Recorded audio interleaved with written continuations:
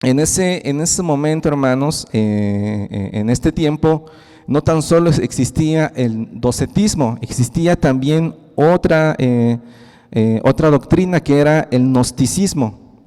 El gnosticismo, hermanos, estaban afirmando, decían que el pecado, que el cuerpo humano, que la parte material era independiente de la parte espiritual. Entonces decían, si tú pecas en tu cuerpo humano, pues no tiene ninguna repercusión en tu parte espiritual. Entonces, en tu cuerpo humano, tú puedes pecar desenfrenadamente y no va a pasar nada.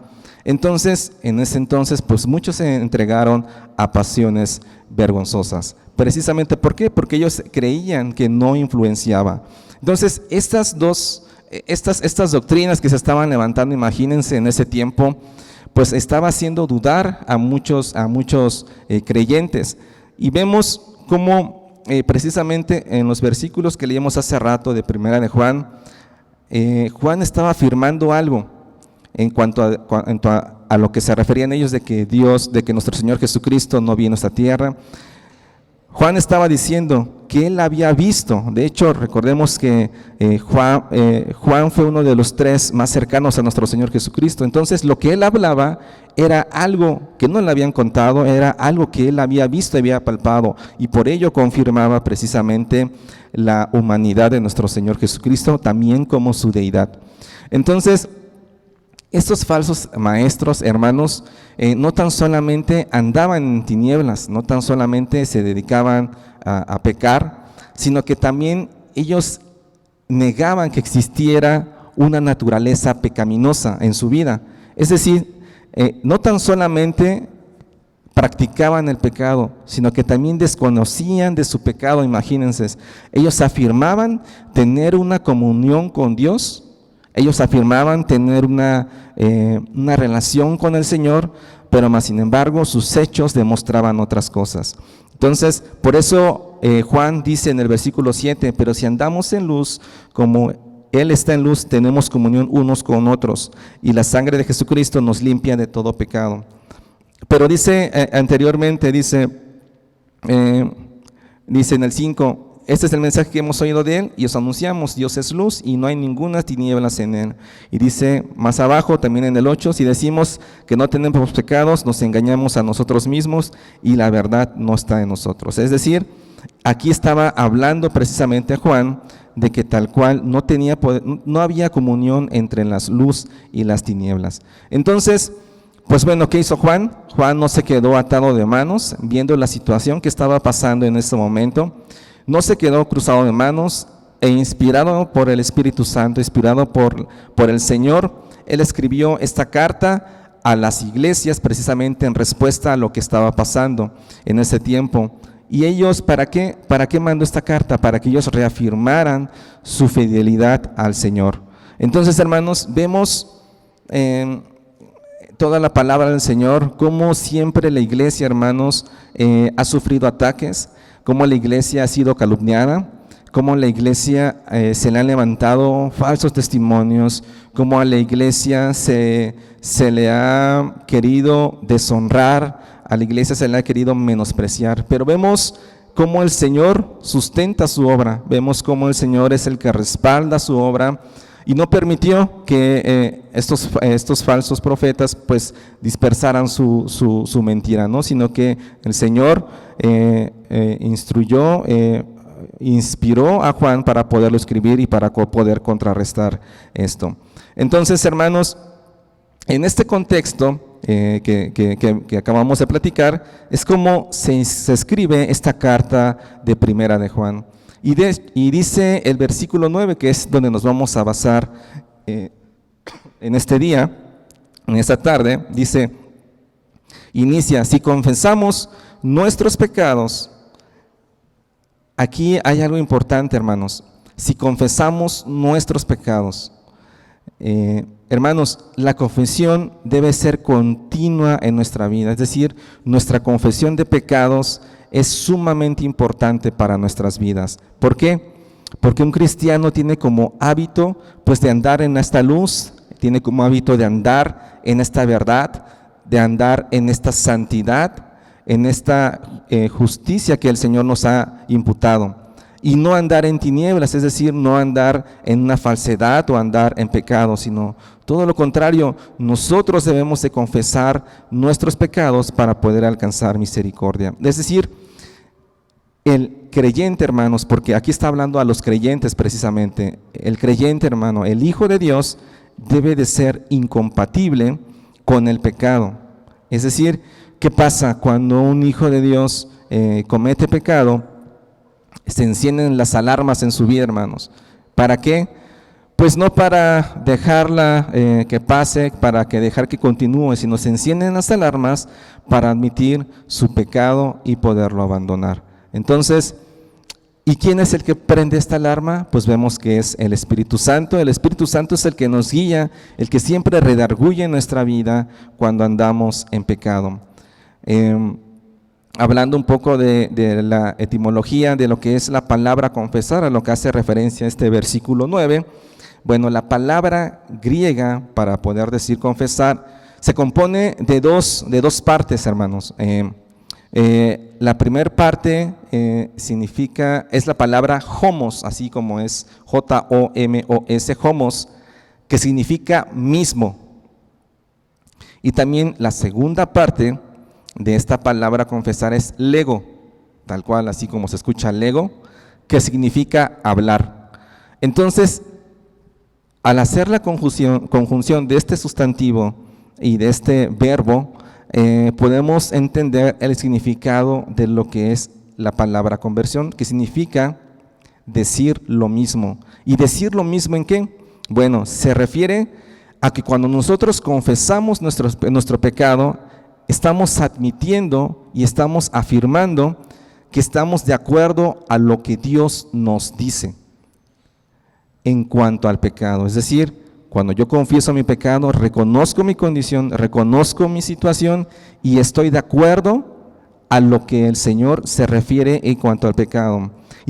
No tan solo estoy de acuerdo en el significado, no tan solo estoy de acuerdo en la posición del Señor, sino que también estoy de acuerdo y admito que la acusación de parte de Dios para mi vida es correcta. Es decir, yo confieso mi pecado, significa que estoy de acuerdo con Dios, de lo que estoy haciendo no va conforme a su voluntad, pero también admito que soy acusado, ¿no? Entonces, eso significa confesar, hermanos. Entonces, vemos aquí la importancia que nos menciona Juan acerca de confesar nuestros pecados, hermanos. ¿Por qué? No solamente cuando pecamos y lo reconocemos, no solamente se trata de afirmar, de decir, sí es cierto, híjole, sí fallé. No solamente se trata de afirmar lo que hicimos, hermanos, sino que se trata de estar de acuerdo en nuestros pensamientos, de estar de acuerdo en nuestras palabras y que nuestras acciones no van en línea con la palabra del Señor. Es decir, no solamente se trata de que si, como dicen por ahí, si alguien te cacha en la movida, en el pecado, no se trata nada más que, reconozco, ¿no? Sino que más bien haya un cambio en tus pensamientos, haya un cambio en tu forma de actuar, en tu forma de hablar. Entonces, por eso es sumamente importante reconocer esto. Y este tema del pecado, hermanos, es tener mucho cuidado, porque nuestro Señor Jesucristo nos hace mucho énfasis en cuanto a lo que es el pecado, pero no tan solo a lo que significa el pecado, sino también a reconocerlo. Y vamos a leer Marcos capítulo 1 del versículo 14 al versículo 15, si lo quieran buscar o lo van a poner en la pantalla. Dice Marco 1 del 14 al 15. Dice: después que Juan fue encarcelado, Jesús vino a Galilea predicando el evangelio del reino de Dios, diciendo: el tiempo se ha cumplido y el reino de Dios se ha acercado. Arrepentíos y creed en el evangelio. Entonces, nuestro Señor Jesucristo hace énfasis en ¿qué? En arrepentirnos. Y vemos que aquí está diciendo algo muy importante nuestro Señor. Dice, en este versículo 14 también menciona, dice, predicando el evangelio del reino. O sea, Jesús predicó el evangelio, Jesús mostró la palabra, Jesús mostró la verdad, Jesús nos dijo qué era lo recto. Él predicó el evangelio, y a través de ese conocimiento del evangelio, a través de que tenemos ese entendimiento de lo que es el evangelio, nos lleva a dos cosas: a arrepentirnos y a creer en el evangelio. Es decir, nos llama a tener arrepentimiento y fe. Esas son las acciones,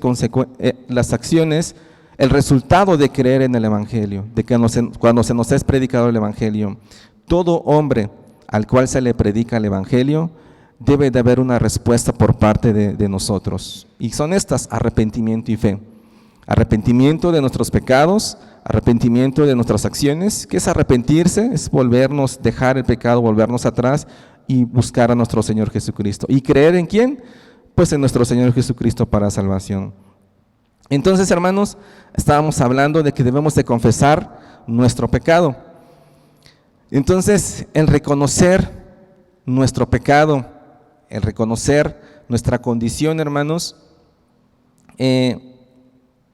implica arrepentimiento, que fue lo que acabamos de leer, arrepentimiento de nuestros actos cometidos, es decir, un cambio de comportamiento, como les mencioné, pero un cambio de comportamiento no tan solo en nuestras acciones, hermanos, no tan solo en nuestra forma de hablar, sino en nuestro corazón, en nuestros pensamientos. Recordemos que la raíz de todo, hermanos, está en el corazón, precisamente de todos los males. ¿Por qué? Porque muchas veces pecamos y lo tomamos de una manera superficial, pero pecamos porque tenemos arraigado el pecado en nuestro corazón, porque tenemos arraigado eso que nos satisface dentro de nosotros. Entonces, por eso es importante que cuando nosotros nos arrepintamos, cambiemos precisamente este comportamiento y esto que hay en nuestro corazón. ¿Por qué? Porque debemos también cambiar nuestra adoración a Dios, es decir, cambiar esa adoración que tenemos hacia nosotros para ahora sustituirla por una adoración a Dios. Y bueno, la palabra arrepentimiento también, tomando un poco de lo que es la etimología de esta palabra arrepentimiento, hermanos, en el griego es metanoeo, así como se escucha, metanoeo, y se compone también de dos partes. La palabra meta, así, meta como si llegaras a la meta, significa movimiento o cambio. Y la otra palabra, que es noeo, se refiere a la mente, se refiere a los pensamientos, se refiere también a las percepciones y a los propósitos. Entonces, arrepentimiento, dijimos, es metanoeo, meta, movimiento, noeo se refiere a la mente, a los pensamientos. Si conjuntamos tanto estas dos palabras, significa que arrepentimiento habla de un cambio en nuestras percepciones, en nuestras disposiciones y en nuestros propósitos. Eso es arrepentimiento. Entonces, ya vimos qué significa la palabra confesar, ya vimos lo que significa la palabra arrepentimiento. Entonces, hermano, les decía hace rato que cuando Jesús predicó, cuando Jesús se acercó e inició su ministerio, lo primero que hizo, hermanos, fue predicar el evangelio. Y después les dijo: el tiempo se ha cumplido, el reino de Dios se ha acercado. Y no se refería a una parte geográfica, sino más bien a la voluntad de Dios, sino se refería a la presencia del Señor, se refería al reinado del Señor se había acercado. Y les dijo: ahora es hora, ahora es tiempo de que se arrepientan y de que crean. Es decir, hermanos, el arrepentimiento deben de ser acciones de cambio derivado de un entendimiento de lo que es el evangelio, hermanos. ¿Por qué? Porque muchas veces, si entendemos mal lo que significa arrepentimiento o entendemos mal el Evangelio, practicamos todo incorrectamente. Por eso, hermanos, que actualmente el objeto de la adoración ya no es Dios. Actualmente el objeto de la adoración es el humano. Entonces, ahorita en la actualidad, hermanos, el mundo está centrado en una idea antropocéntrica. ¿A qué se refiere con esto de que es una idea antropocéntrica? Bueno, donde ahora sitúa al ser humano, a las personas, como la medida y el centro de todas las cosas. A eso se refiere a que es antropocéntrico. Donde ahora los seres humanos, las personas, son los que dicen, ahora yo debo de recibir atención, ahora el principal soy yo, ahora a mí me deben de ver, ahora yo soy el centro de la atención, ahora yo debo de relucir, ¿no? Y también por ahí nos ha comentado una vez en una predicación el pastor Gerardo, también nos ha hablado Pablo, de que decimos que primero debemos amarnos. Sí, creo que es lo que más hacemos, nos amamos más a nosotros que amar a las personas, que amar a nuestros hermanos y mucho menos pues amamos a Dios, ¿no? Entonces, eso es lo que es el ser humano, actualmente está en esta idea, ¿no? Y todas sus reglas, todas sus leyes están centradas en una forma antropocéntrica, ¿no? Podemos ver que ahorita le están dando más prioridad al valor de lo que es la persona, y no significa que bueno, vamos a menospreciarnos, nos vamos a tirar al piso, no, sino que significa que el centro de la adoración debe de ser el Señor. Es decir, los estatutos, las leyes no deben de ir conforme a la voluntad del humano, conforme a la voluntad de las personas, sino centrados en el carácter del Señor. ¿Y dónde vamos a encontrar el carácter?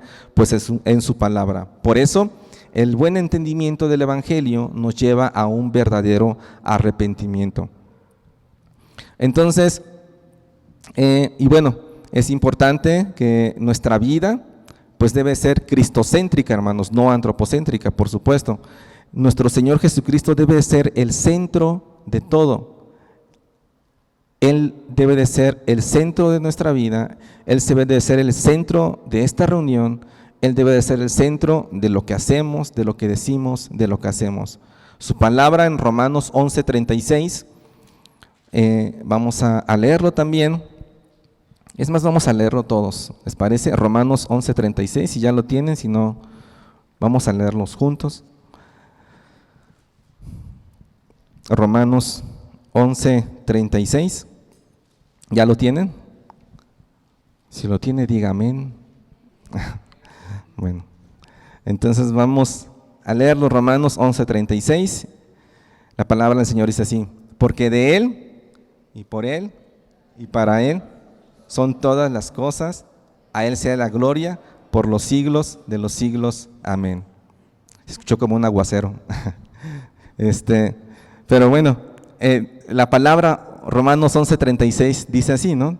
Porque de Él, por Él y para Él son todas las cosas. Entonces, hermanos, toda nuestra vida se la debemos a Él. Él es el centro de nuestra vida. Todo debe de girar centrado en nuestro Señor Jesucristo. El Evangelio, hermanos, se centra en nuestro Señor Jesucristo.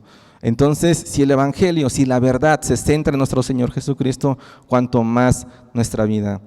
Fíjense que estaba escuchando una predicación del pastor Miguel Núñez, me llamó mucho la atención una de las cosas que dijo, porque es verdad, decía el pastor Miguel Núñez, dice que el universo gira para la gloria de Dios. Imagínense la inmensidad del universo.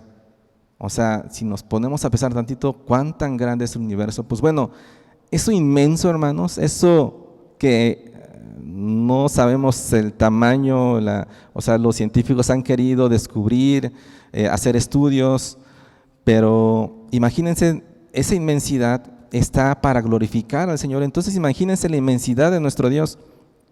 Bueno, decía el pastor Miguel Núñez, dice, el universo gira para la gloria de Dios. Y decía, todos los días, dice, se levanta el sol para glorificar a Dios. Dice, y también todos los días el sol se acuesta para glorificar a Dios. Y hacía una pregunta, ¿es así como nosotros lo hacemos? Nosotros nos levantamos para glorificar a Dios y nos acostamos para glorificar a Dios. Y decía, el sol entiende mejor que nosotros cuál es su propósito, porque él atiende a la orden del verbo de vida. Entonces, la naturaleza cuenta la inmensidad del Señor, ¿no? La naturaleza cuenta la gloria del Señor. Uno de los estudios que estamos dando, de los discipulados que se están dando, se menciona eso. Nosotros podemos ver la revelación de nuestro Señor Jesucristo. Hay una revelación general y hay una revelación específica. La revelación general que se ha dado a todo el mundo y la específica que es dado en cierto momento a ciertas personas con un propósito especial. Y en la revelación general, donde todos podemos ver la gloria de Dios, dice que podemos ver la gloria de Dios en su inmensidad, podemos ver la gloria de Dios en el sol, podemos ver la gloria de Dios en un hermoso paisaje, incluso en un hermoso atardecer, en lo hermoso que es la naturaleza. Entonces, la gloria de Dios, toda la naturaleza gira, toda la creación gira en torno a nuestro Señor Jesucristo. ¿Para qué? Con un solo propósito de poderle glorificar. Entonces, nosotros también, hermanos, debemos de ser cristocéntricos. Tomando este ejemplo del pastor Miguel Núñez, diciendo que la naturaleza entiende mejor su propósito que nosotros. Entonces, imagínense, hermanos, cuál es nuestro deber, cuál es nuestro propósito. Y también dice la palabra del Señor que nosotros somos criaturas suyas para la alabanza y la gloria de su nombre. Entonces, por eso nosotros debemos de adorar al Señor con nuestras acciones, exaltar al Señor con nuestra vida. Y hermanos, algunas veces tratamos de mostrar arrepentimiento, algunas veces tratamos de mostrar culpa quizás, o dolor de que si cometimos algún pecado, lo demostramos con un sentimiento, lo demostramos con una acción.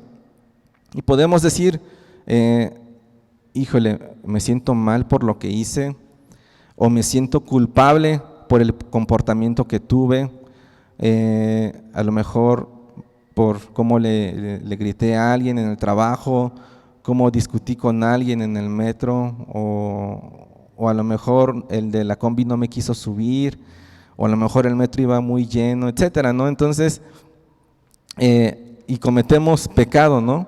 Y nos arrepentimos y se prenden las alertas quizás, ¿no? En nuestras vidas y nos sentimos culpables, pero solamente se queda en una acción, solamente se queda en un sentimiento.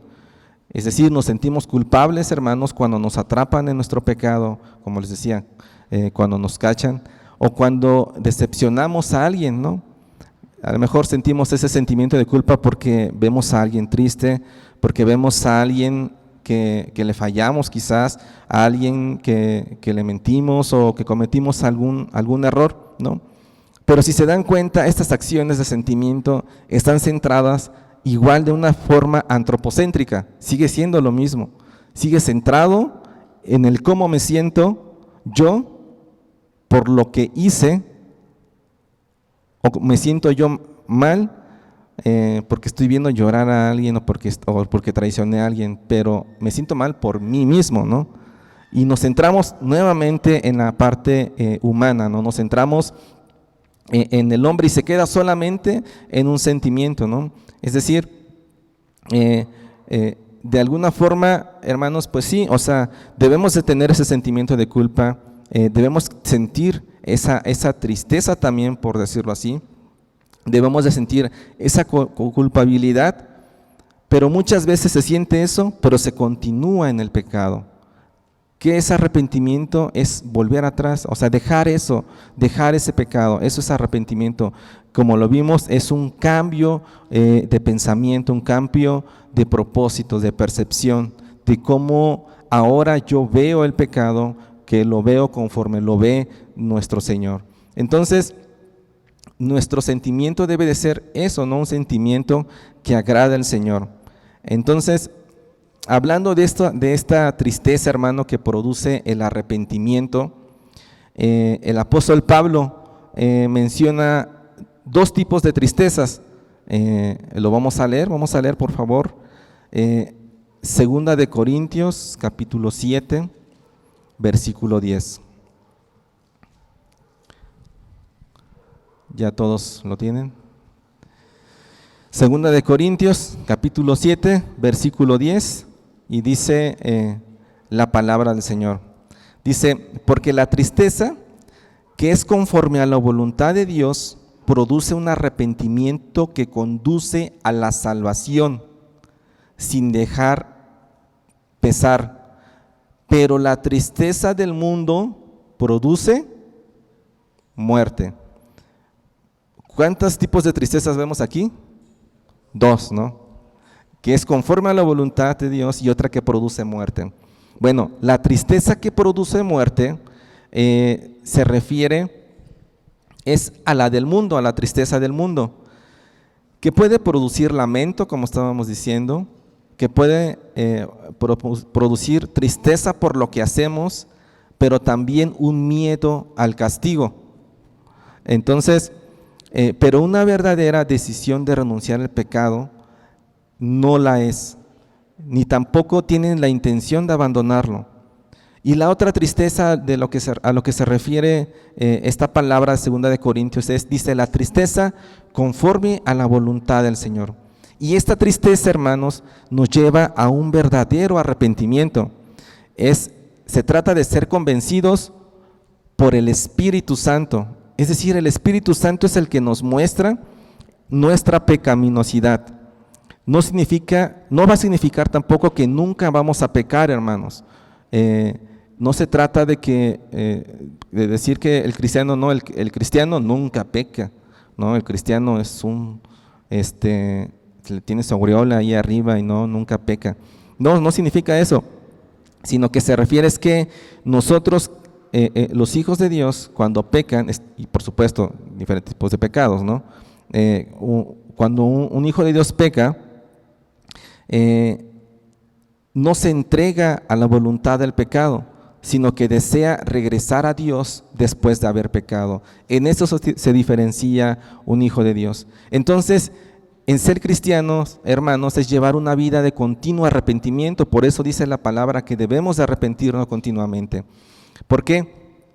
Nuestro Señor Jesucristo decía que deberíamos de tomar nuestra cruz y que deberíamos de seguirlo. Entonces, esto significa que comienza en un momento determinado, pero que este arrepentimiento, que esta forma de vivir va a continuar a lo largo de nuestra vida. ¿Por qué? Porque estamos en este mundo caído y vamos a cometer pecados, pero ¿en qué se caracteriza el cristiano? En un continuo arrepentimiento y volver a Dios después de haber cometido eso. Entonces vamos a leer la parábola del hijo pródigo.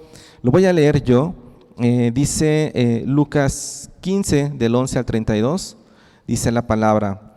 También dijo un hombre que tenía 2 hijos, esta palabra lo dijo nuestro Señor Jesucristo, dice, el menor de ellos le dijo a su padre, Padre, dame la parte de los bienes que me corresponde, y les repartió los bienes.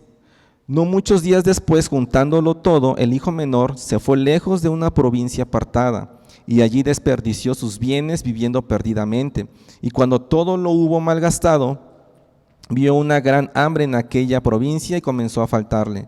Y fue y se arrimó a uno de los ciudadanos en aquella tierra, el cual envió a su hacienda para que le apacentase los cerdos. Y deseaba llenar su vientre de las algarrobas que comían los cerdos, pero nadie le daba. Volviéndose en sí, dijo, ¿cuántos jornaleros en casa de mi padre tienen abundancia de pan y yo aquí perezco de hambre? Me levantaré y iré a mi padre y le diré, Padre, he pecado contra el cielo y contra ti, y ya no soy digno de ser llamado tu hijo. Hazme ahora como uno de tus jornaleros. Y levantándose, vino a su padre, y cuando él aún estaba lejos, lo vio su padre y fue movido a misericordia. Corrió y se echó sobre su cuello y le besó. Y el hijo le dijo, Padre, he pecado contra el cielo y contra ti, ya no soy digno de ser llamado tu hijo. Pero el padre dijo a sus siervos: sacad el mejor vestido y vestirle, y poner un anillo en su mano y calzado en sus pies, y traer el becerro más gordo y matadlo, y comamos y hagamos fiesta, porque este es mi hijo, porque mi hijo muerto era y ha revivido, había perdido y es hallado. Y comenzaron a regocijarse. Aquí vemos, hermanos, podemos encontrar 3 puntos de esta parábola del hijo pródigo en cuanto a lo que habíamos hablado de la tristeza que es conforme a la voluntad de Dios. El primer punto que podemos encontrar en esta parábola, hermanos, es que efectivamente este hijo tenía un sentimiento de tristeza y de dolor. Ese sería el primer punto. ¿Por qué? Sí, le generó una tristeza, y esa tristeza le provocó que recordara cómo su padre le daba de comer, cómo su padre le proveía el alimento a sus trabajadores, ¿no? Tuvo ese sentimiento de tristeza. Otro de los puntos que podemos encontrar en esta parábola es que tuvo una visión clara del pecado y un deseo de volverse a él. Es decir, no tan solo tuvo tristeza, sino que reconoció su pecado, ¿no? Reconoció lo que estaba haciendo, el error que tenía, y también decidió volverse de ese pecado e ir con su padre. Es decir, este hijo reconoció su culpa. Pero también el tercer punto que estuvo aquí es que tuvo una pronta confesión, porque el sentimiento de tristeza le provocó que se arrepintiera del pecado, y de aparte lo llevó a una pronta confesión.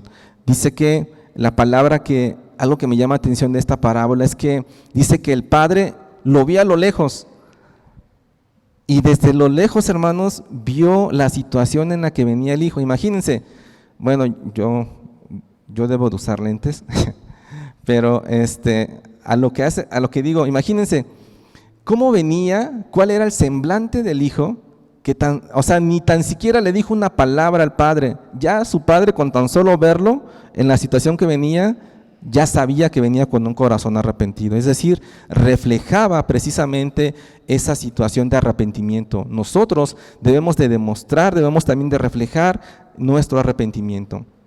Entonces, hermanos, podríamos preguntarnos, bueno, si el Señor conoce mi pensar, el Señor conoce mi caminar, el Señor conoce mi vida, ¿por qué tengo que confesarle mis pecados, no? Pues si Él ya lo sabe, ¿por qué es necesario?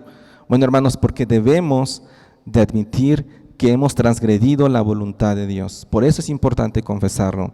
Proverbios 28:13 dice en su palabra: el que encubre sus pecados no prosperará, mas el que los confiesa y se aparta alcanzará misericordia. Amén. Y en versículo 9, que estábamos leyendo, dice la segunda parte: Él es fiel y justo para perdonar nuestros pecados y limpiarnos de toda maldad. Entonces, hermanos, esta justicia fue aplicada a nuestra vida a través de nuestro Señor Jesucristo, ¿no? A través de Él es como hemos encontrado ese perdón. A través de nuestro Señor Jesucristo es como hemos encontrado esa justificación. No ha sido por nuestras buenas obras, no ha sido en sí por nosotros haber reconocido nuestro pecado, sino más bien ha sido por la justicia de Dios.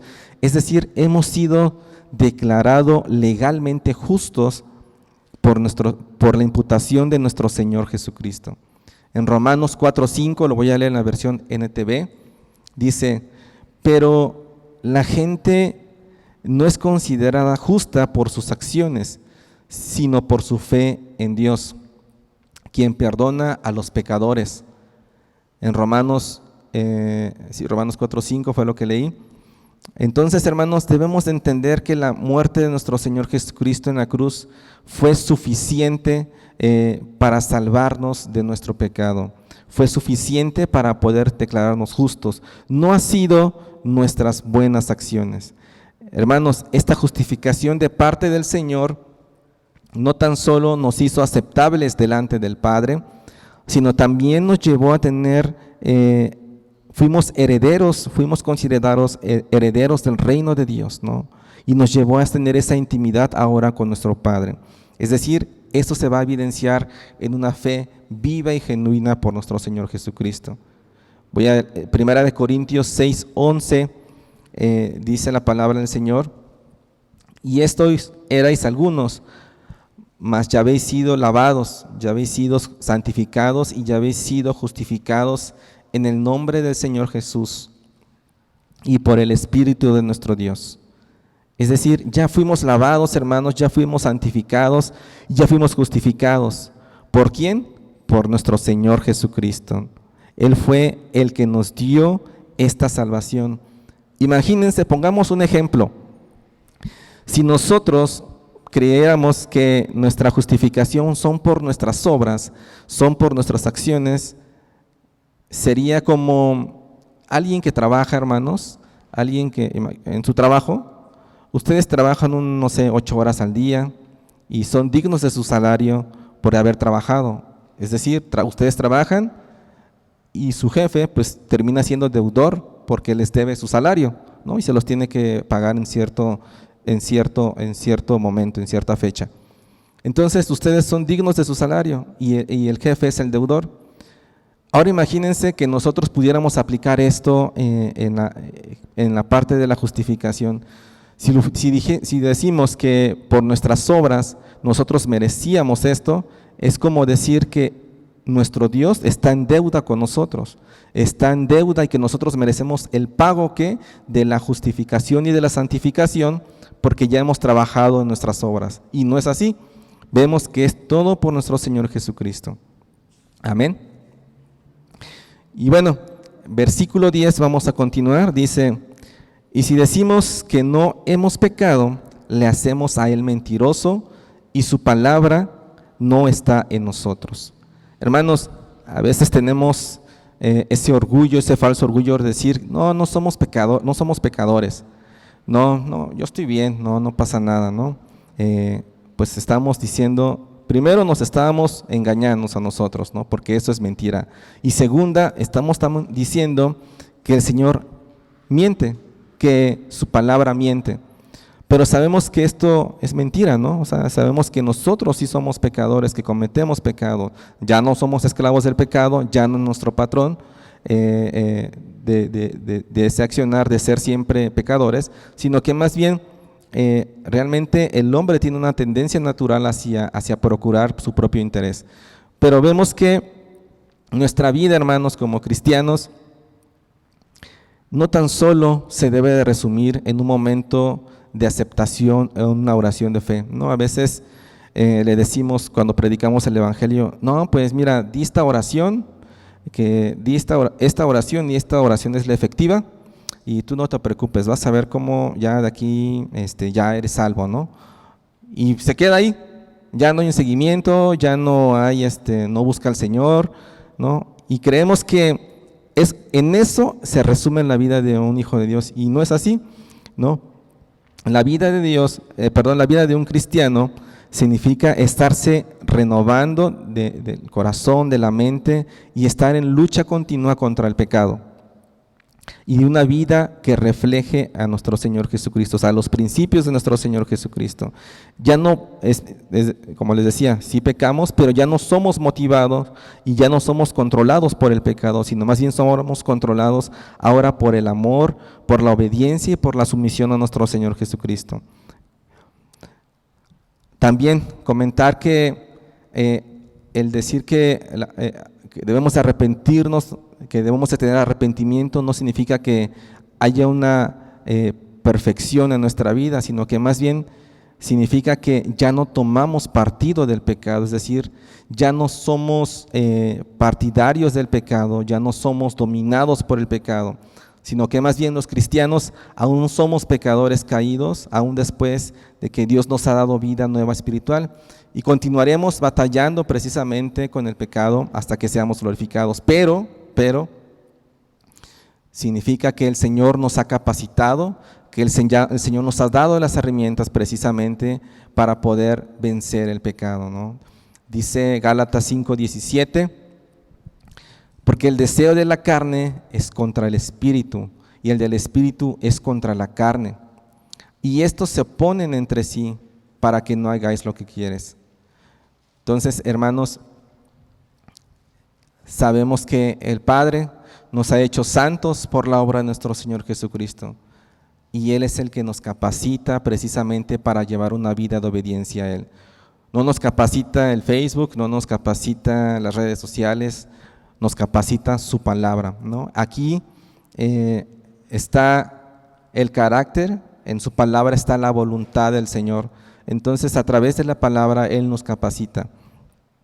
Entonces, hermanos, la diferencia entre un hombre inconverso y un converso no es que uno tenga pecados y que el otro no tenga pecados, sino que la diferencia entre un converso y un inconverso es que uno toma partido de sus pecados y atesora sus pecados y está en contra de lo que Dios ha establecido.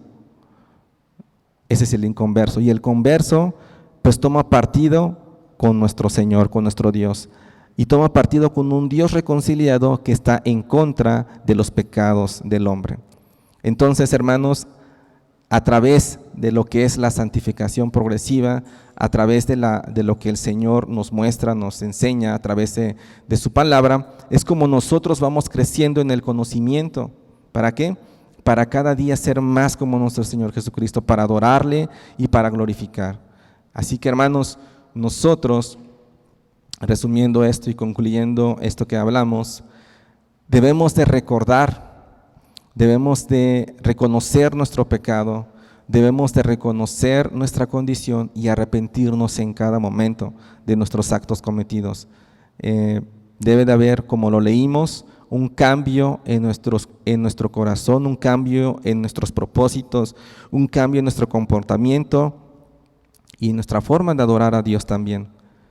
Debemos de dejar claro también y entender que hemos sido declarados justos, hermanos, ya por la obra de nuestro Señor Jesucristo, que hemos sido declarados justos delante del Padre, no por nuestras acciones, sino por la obra de nuestro Señor, ¿no? Y estas buenas acciones, hermanos, que nos llevan, que podemos mostrar, ha sido solamente el fruto de un verdadero arrepentimiento. Amén. Así que vamos a orar, hermanos, que el Señor siga haciendo su obra en nosotros, que el Señor siga dándonos esta claridad a través de su palabra, de arrepentirnos de nuestros pecados, de entender nuestra condición y de volvernos a Él. Vamos a orar. Señor, como leímos en tu palabra, Señor, debemos de confesar nuestros pecados, Señor. Debemos confesar que tú eres fiel, que tú eres justo, Señor. Debemos de entender, Señor, que debemos arrepentir de nuestros pecados, Señor. Si decimos que no pecamos, estamos primero diciendo una mentira, Señor, y llamando a ti mentiroso, Señor. Debemos de procurar en todo momento, Señor, volvernos a tus pies, Señor, de regresar, Señor, delante de ti, Padre, para clamar misericordia. Señor, no es que ya no pequemos nunca, Señor, porque estamos en este cuerpo, Señor, pero sabemos que tú eres, Señor, el que nos capacita, pero sabemos que tú eres el que nos fortalece, que tú eres el que nos enseña, tú que eres el que nos guía, Señor, a andar conforme a tu voluntad, Señor. Tú nos mostraste tu palabra, Señor, tú nos has capacitado, nos has dado aliento en cada momento para caminar, Señor, y reconocer, Señor, que el haber sido justificados, el haber sido alabados, Señor, no ha sido por nuestras obras, Señor, ha sido por la obra de un Dios poderoso, ha sido por la obra de nuestro Señor Jesucristo, Señor, ha sido porque tú moriste en esa cruz, Señor, porque tú, Señor, tomaste ese castigo que nosotros merecíamos, Señor, y por ello es que ahora somos justificados, Señor, es que ahora somos, Señor, santificados, Señor, hemos sido legalmente, Señor, justos delante de ti, Padre, por tu grande obra. Te damos gracias, Señor, te honramos, te glorificamos, en el nombre de nuestro Señor Jesucristo. Amén.